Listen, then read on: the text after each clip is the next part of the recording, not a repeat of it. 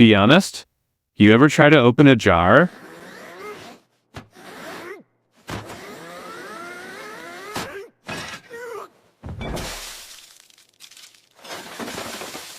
And it opens you instead? Or worse, you shake hands and the other guy looks at you like, yeah, today we fix that. Because I'm about to show you 3 insanely effective tricks to build a grip so strong you could probably hold on to your life choices. Trick 1, the farmer walk of destiny. First, the most underrated exercise of all time, the farmer walk. Yeah, looks easy. It's not.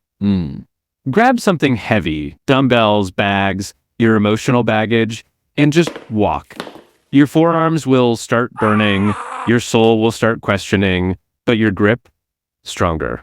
Start with 20 to 30 seconds. Build up. Don't ego lift unless you enjoy public embarrassment. Trick 2, the dead hang. Literally just hang. That's it. That's the trick. Revolutionary, I know. But here's the thing. Your entire grip is fighting gravity, and gravity doesn't negotiate. Start with 1020 seconds. If you fall in 3 seconds, congratulations, you've discovered your current level. And bonus tip, try one-arm hangs if you're built like a superhero. Otherwise, don't. Trick 3, the crush everything method. Third trick, grip everything. Like everything. Stress ball, towel, backpack, friend's hand, friend, confused.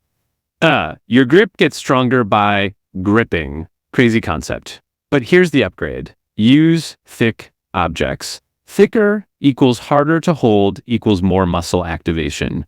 Basically, your hands go from soft bread to steel clamps. Oh, and one more thing. Stop using straps for everything. Yeah, I said it. If your goal is grip strength, don't cheat your own hands.